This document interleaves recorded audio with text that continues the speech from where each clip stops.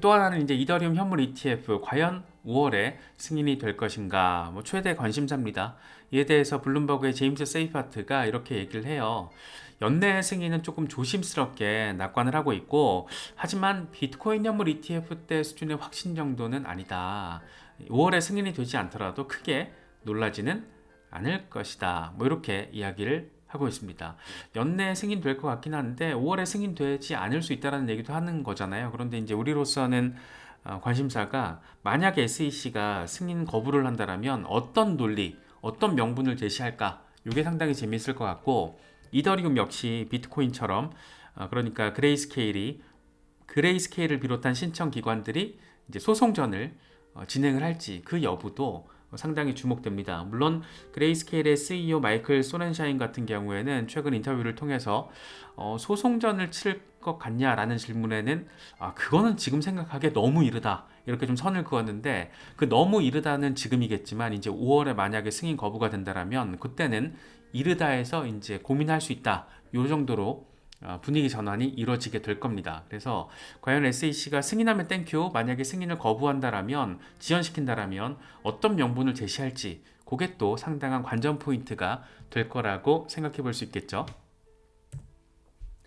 애쉬 크립토 같은 경우에는 이 알트 시즌에 대한 이야기를 재미있게 하더라고요. 알트 시즌은 비트코인이 52,000달러에서 58,000달러 사이, 여기서 횡보할 때 시작이 될 거야. 이더리움이 4,000달러를 돌파하게 될 거고, 이더리움 현물 ETF를 통해서 이 포모가 발생을 하면 이더리움은 5,000달러까지 가능성이 있어. 그렇게 이더리움이 알트 대장으로서 한번 치고 나서 주면 이제 순환매, 알트 순환매가 발생하면서 알트 시즌이 열리게 되는 거잖아요. 5배에서 10배 알트 시즌은 이때 이더리움이 4,000달러, 5,000달러 막 이렇게 랠리할 때 이제 시작이 될 거고, 100배 알트 시즌은 내년 초에 비트코인이 10만 달러 이상 돌파하고 난 뒤에 등장하게 될 것으로 예상된다. 뭐 이렇게 이야기를 하고 있습니다. 비트코인 10만 달러라는 게 약간 정말 이제 거의 6만 달러 근처까지 오다 보니까 아직 연초잖아요. 그리고 비트코인 반감기가 대기하고 있고, 그렇다 보니까 연말 연시, 올해 연말이나 내년 초에는 한 10만 달러 정도까지는 조금 현실적으로 내다볼 수 있는 목표 타겟 지점이 될 수 있지 않나, 개인적으로도 그런 생각이 좀 많이 드는데, 이건 좀 어떻게 될지 좀 함께 잘 지켜보면 좋을 것 같습니다. 젤레 같은 경우에는 솔라나에 대해서 상당히 긍정적인 이야기를 하고 있어요. 나는 이 솔라나 차트를 보면 이더리움 과거 차트를 떠올리게 한다 이런 얘기를 해요. 그러면서 지금 많은 사람들이 솔라나 가격 빠지니까 포기하기 시작했는데, 지금 다시 솔라나가 랠리를 시작한다라면 이런 사람들에게 있어서는 굉장히 안타까운 일이 될 것이다. 지금 이더리움 같은 경우에 이 저항 라인을 지지 라인으로 전환하고 어마어마한 랠리를 펼쳤었잖아요. 이게 지금 2021년에 고점을 찍을 그 직전 상황인 건데, 차트가 지금 똑같아요. 솔라나의 지금 차트. 그래서 솔라나가 여기 와 있다라는 거예요. 지금 이 단계. 이 단계가 이더리움의 과거 차트와 비교를 여기 와 있기 때문에 이제 남은 건 뭐다? 500달러를 향한 랠리, 이렇게 전폭적인 이야기를 하고 있습니다. 와, 500달러면 지금 5배 되는 건데, 솔라나 같은 경우에는 워낙 플랫폼으로서의 어떤 경쟁력도 충분하고, 홀더들의 로열티 같은 경우에도 굉장히 강한 종목들 가운데 하나라고 할 수 있어서 기대가 되는 포인트가 많이 있죠. 특히 이제 이 뽀글이 샘 뱅크먼 프리드 같은 경우에는 교도소에 지금 수감돼 있으면서도 이 간수들한테 솔라나 투자를 또 권유했다, 뭐 이런 기사들도 나오더라고요. 솔라나가 작년 한 해 동안 최고의 성과를 냈던 종목인데, 앞으로 또 비트코인 반감기 이후에 알트 시즌이 본격화됐을 때 또 솔라나가 어떤 흐름 보이게 될지, 이 역시 상당히 주목할 만한 포인트로 지켜볼 가치는 충분히 있지 않나 싶습니다. 이건 인젝티브 데일리 차트거든요. 인젝티브가 지금 일간 차트로 봤더니 하강 채널 지금 상단 저항을 뚫어냈네. 그래서 지금 며칠 잘 올랐어요. 급반등을 좀 했는데 여기서 그럼 어떻게 될까? 어떻게 되긴 더 나간다는 얘기는 하는 거잖아요. 그래서 보통 지금 많은 인젝티브에 대해서 좀 호의적으로 분석을 하는 사람들이 뭐 50달러는 뭐 멀지 않았어, 뭐 이런 얘기 조금 꽤나 자주 접할 수 있는 것 같습니다. 이건 똑같은 인젝티브 차트인데, 조금 전에 봤던 건 이게 요 저항 라인과 요 지지라인 하강 채널을 이렇게 만들어서 차트를 본 건데, 지금 이거는 삼각 패턴을 하단 지지 받고 지금 뚫어내려고 하고 있어. 상단 저항 뚫어내면 어떻게 될까? 60달러까지 가는 거지 뭐. 이렇게 지금 인젝티브에 대한 긍정적인 이야기들이 나오고 있습니다. 아마 모르긴 몰라도 이번 강세장 전반을 통해서 굉장히 관심 많은 종목 가운데 하나가 될 거다, 뭐 이런 얘기 우리가 좀 자주 짚어봤었잖아요. 그래서 지금 인젝티브가 이미 엄청 올랐고 그럼에도 불구하고 의미 있는 패턴, 추가적인 반등에 대한 기대감, 이런 것들에 대한 정서가 꽤 강력하게 조성이 되고 있는 모습이다. 홀더분들은 이런 부분들 참고하시면 좋을 것 같고, 관심이 있으신 분들은 지금은 이미 조금 며칠 급등을 해줬기 때문에 적어도 지금 당장은 진입하기에는 조금 상당히 부담스러울 것이다, 뭐 이 정도 말씀드리겠습니다.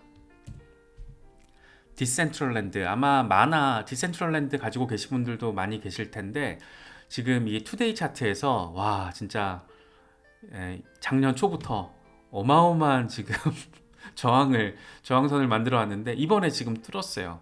이번에 이틀 전에 뚫어냈습니다. 그래서 여기 돌파 지지를 잘 받으면은 한 1.5달러까지 그 위로 나아갈 수 있을 것 같은데, 이런 얘기를 지금 하고 있습니다. 그래서 디센트럴랜드 같은 경우에도 워낙 강력하게 저항을 오랫동안 받았던 종목이라서 한번 반등이 나와주면 시장이 어떤 강세 상황과 맞물려서 알트들이 꿈틀꿈틀 거릴 때 디센트럴랜드 역시 의미 있는 흐름을 보일 가능성은 있다. 물론 이제 뭔가 시장 상황에 따라서 여기서 저항받고 빠지면 또 오랜 시간 또 이럴 가능성도 있겠지만, 지금 일단 단기적으로는 흐름이 좋다, 단기적으로는 흐름이 괜찮다, 이런 상황들은 홀더분들은 참고하시면 좋을 것 같습니다. 월드 오브 차트가 지금 스텔라 루멘 얘기를 하고 있습니다. 보통 이제 리플이 크게 한번 움직여주면 스텔라 루멘이 따라가는 경우가 많죠. 이제 스텔라 루멘이 리플에서 하드포크 된 형제 종목이기 때문에 경쟁 그룹이지만 형제 종목으로 평가를 받기도 하고, 약간 포커싱이 조금 차이가 있죠. 국경 간 송금과 관련해서도 리플랩스가, 그러니까 XRP가 엔터프라이즈 비즈니스에 초점을 맞추고 있다라면, 스텔라 루멘 같은 경우에는 리테일 비즈니스에 조금 더 방점이 맞춰져 있는 그런 차이점이 있긴 한데, 어쨌든 그래서 리플이 크게 움직여주면 항상 조금 스텔라 루멘이 따라가는 추세가 있긴 합니다. 그런데 스텔라 루멘도 엄청 오랫동안 가격 저항이 있어 왔는데, 이게 지금 3데이 차트에서 하강 채널 상단 저항을 지금 돌파하려고 돌파 지지 테스트를 진행을 하고 있습니다. 일단 뚫어는 냈고, 지지를 잘 확인을 해준다라면 지지에 성공할 경우에는 250에서 300% 수준의 랠리가 가능할 것 같다라고 월드 오브 차트가 이야기를 하고 있습니다. 물론 이제 저항 맞고 떨어지면 여기서 훅 빠지겠죠. 그런데 그러진 않았으면 좋겠는데, 지금 시장 상황 자체가 긍정적인 정서가 강하다 보니까, 그렇기 때문에 이렇게 좀 오랫동안 눌려왔던 종목들에 대해서 조금 더 기대감을 갖게 되는 게 아닌가, 뭐 그런 생각도 들거든요. 아마도 리플 홀더 분들 가운데 스텔라 루멘을 들고 계신 분들도 많이 계실 것 같아서 가져와 봤습니다.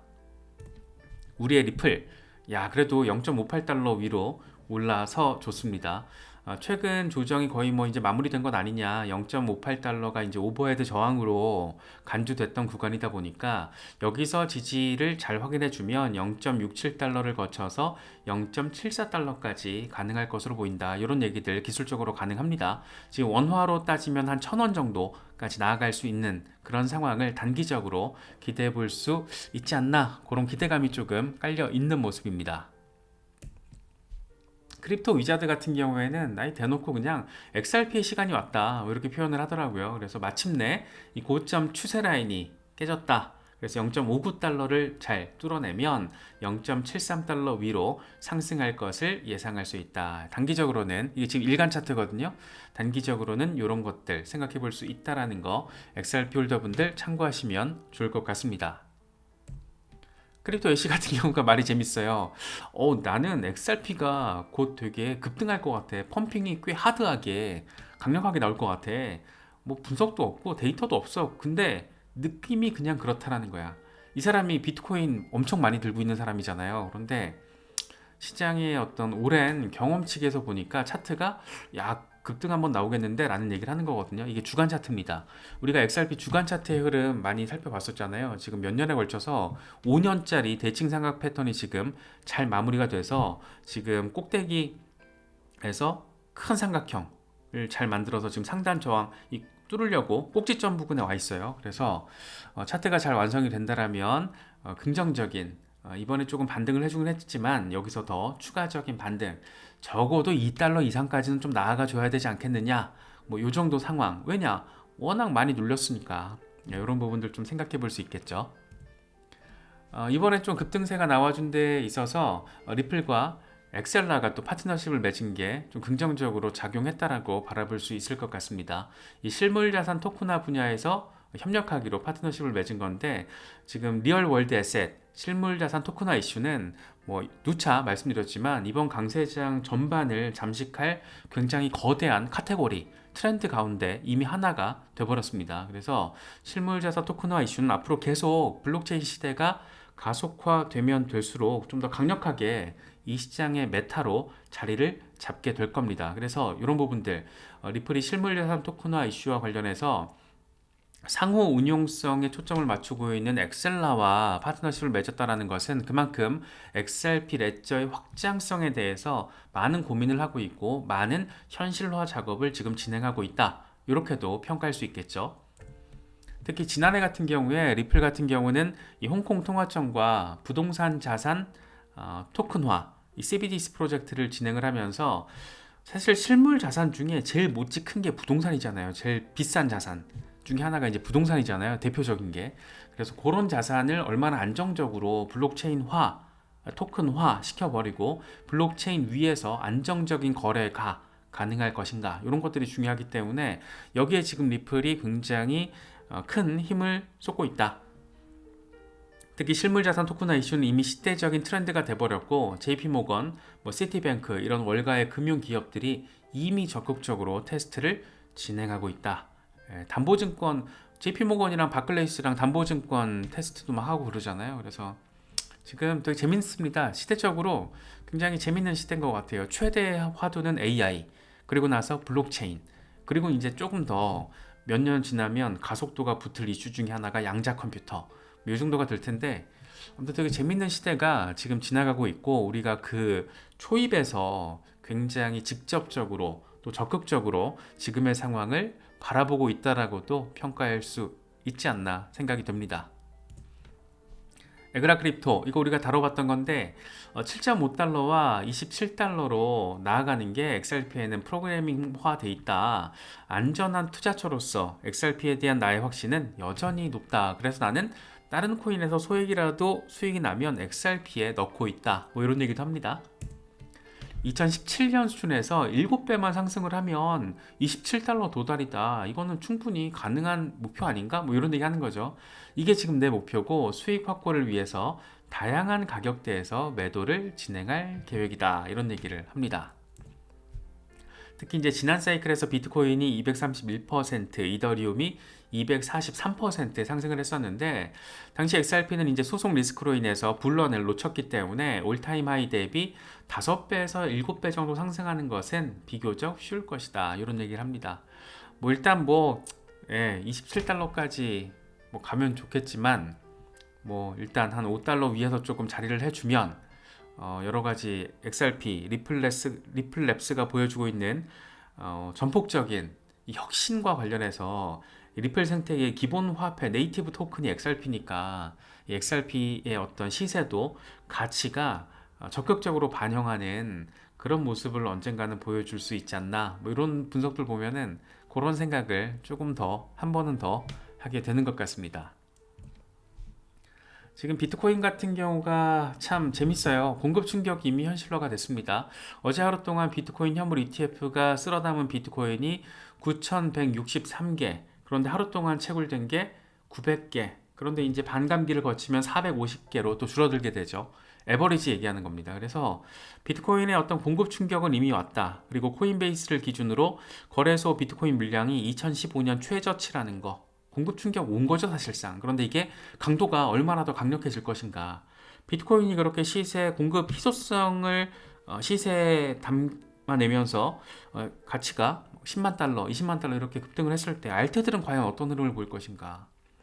앞서 짚어봤었던 오랜 시간 몇 년에 걸쳐서 눌려왔었던 알트들이 암호화폐 시장의 대장인 비트코인이 이렇게 전폭적인 흐름을 보일 때, 그리고 나서 잠깐 쉬어갈 때 알트 시즌이 강력하게 도래했을 때 과연 어떤 상황이 펼쳐질까? 이건 이제 개인이 선택의 문제인데 뭐 강요한다고 되겠습니까? 강요해도 될 건 아니고 리서치에 빡세게 하면서 어떤 신뢰도를 키워가는 게, 내 마음의 신뢰성을 키워가는 게 이 시장에 이번 강세장에서 모두가 원하는 소기의 목표를 달성하는 데 있어서 가장 중요한 어떤 기본 전제가 아닐까, 개인적으로는 생각이 듭니다.